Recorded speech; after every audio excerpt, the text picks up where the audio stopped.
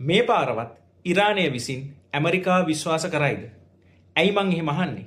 මේ වෙද්දි. ඒ කියන්නේ මම මේ වීඩියෝ කරන වෙලාව වෙද්දි අප්‍රේල් 6 වෙනිදා 2026 උදේ 9ට පාකිස්තානයේ මැදිහත් වීමෙන් ඉරානයට සහ ඇමරිකාවට සටන් විරාම ගිවිසුමක් සඳහා යෝජනාවලියක් ඉදිරිපත් කරලා තියෙනවා. මේ මොහොත වෙද්දි දෙපාර්ශවයම මේ සටන් විරාම ගිවිසුම සඳහා වන යෝජනාවලියට ප්‍රතිචාර දක්වලා තිබෙන්නේ නැහැ. මොනවද මේ යෝජනාවලිය ඇතුලේ තියෙන සුවිශේෂී කාරණා? මේ යෝජනාවලියට නම දීලා තියෙනවා ඉස්ලාමාබාද් ඇකෝඩ් කියලා. ඒ වගේම මේක ඇතුලේ ප්‍රොපෝස් කරනවා දෙපාර්ශවයම මේ යෝජනාවලියට කැමති වුණොත් ද්විපාර්ශ්වීය සාකච්ඡා පාකිස්තානයේ ඉස්ලාමාබාද් නුවර පවත්වමු කියලා. මේකේ සඳහන් වෙන ප්‍රධානම කාරණා දෙක තමයි ඉමීඩියට්ලිම මේකට දෙපාර්ශවයම එකඟ නම් ඉමීඩියට්ලිම යුද්ධ නවත්තන්න ඕන. ඒක ලෝකයට සෑහෙන්න හොඳ දෙයක් වෙයි. ඒ වගේම තවත් ඉතාමත්ම ප්‍රධාන කාරණාවක් සඳහන් වෙනවා. ඒ තමයි මේකට දෙපාර්ශවයම කැමති වුණොත් එහෙම ස්ට්‍රේට් ඔෆ් හෝමුස් එක හෝමුස් සමුද්‍ර සංධිය ඉරානය විසින් ඉමීඩියට්ලිම අරින්න ඕන. ඇරලා නැව් ගමනාගමනයට ඉඩ දෙන්න ඕන. ඒකත් එහෙම වුණොත් ලෝකයට ලොකු සහනදායී පුවතක් වෙයි. ඒ වගේම මේ අකෝඩ් එකේ හැටියට මේ යෝජනාවලියේ හැටියට පාකිස්තානය තමයි සෝල් කමියුනිකේෂන් channel එක වෙන්න ඕන මේ process එක පුරාවට මේ discussions පුරාවටම. ඒ වගේම මේ යෝජනාවලිය සඳහන් වෙනවා ඉදිරි දින 15ත් 20ත් ඇතුළත මේ සාකච්ඡා ඉවර වෙන්න ඕන. සාකච්ඡා ඉවර වෙලා sustainable ඒ කියන්නේ තිරසාර විසඳුමක් මේ ප්‍රශ්නයට ලබා ගන්න කටයුතු කරමු කියන කාරණාව. දැන් තියෙන ප්‍රශ්නේ මොකක්ද? මේ දෙපාර්ශවය ගත්තොත් එහෙම ඉරානය සහ ඇමරිකාව ගත්තොත් එහෙම මේ මොහොතේ ඉන්නේ එකිනෙකා කෙරෙහි තිබිච්ච විශ්වාසය සම්පූර්ණයෙන්ම paludu වෙච්ච අවස්ථාවක.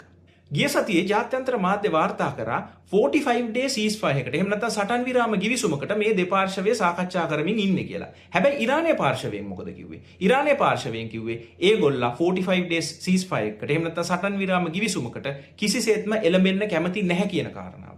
ඇයි ඒගොල්ලෝ එහෙම කිව්වේ? ඒගොල්ලෝ කිව්වේ දවස් 45ක් දැනට කරගෙන යන සටන නැවැත්තුවොත් එහෙම ඒ දවස් 45 ඇතුළත ඇමරිකාව සහ ඊශ්‍රායලය නැවත ප්‍රතිසංවිධානය වෙලා ඒගොල්ලන්ට 45 වෙනි දවස් අවසානයේ ඉඳලා ආපහු පහර දෙයි කියලා තමයි ඉරානය කිව්වේ. ඉරානය මුලින්දලම කිව්වේ මේ සටන නවත්තන්න නම් මේ යුද්ධය නවත්තන්න නම් ඊශ්‍රායලෙන් සහ ඇමරිකාවෙන් ගැරන්ටි එකක් ඕන. ඉදිරියේදී කවදාවත් තමන්ගේ රටට මේ වගේ පහර දීමක් කරන්නේ නැහැ කියන කාරණාව සම්බන්ධව කියලා. මේක තමයි මේ යුද්ධේ පටන් ගත්ත දවසේ ඉඳලා ceasefire එකක් ගැන කතා කරපු හැම වෙලාවකදීම ඉරානය ඉස්සරහට දාපු කාරණාව. එතකොට තියෙන ප්‍රශ්නේ තමයි ඇමරිකාව සහ ඊශ්‍රායලය මේ යෝජනාවට එකඟ වෙයිද?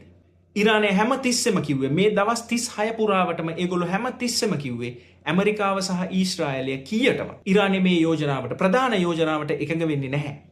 එකඟ වුණත් මේ දෙපාර්ශවයම විශ්වාස කරන්න බැරි දෙපාර්ශවයක් කියලා තමයි ඉරානය දිගින් දිගටම ජාත්‍යන්තර මාධ්‍ය හමුවේ ප්‍රකාශ කරේ. ඉතින් මේ තත්ත්වය යටතේ ඉස්ලාමාබාද් අකෝඩ් එකට ඒ කියන්නේ පාකිස්තානය විසින් මීඩියේට් කරන මේ සාකච්ඡා සාර්ථක වේද?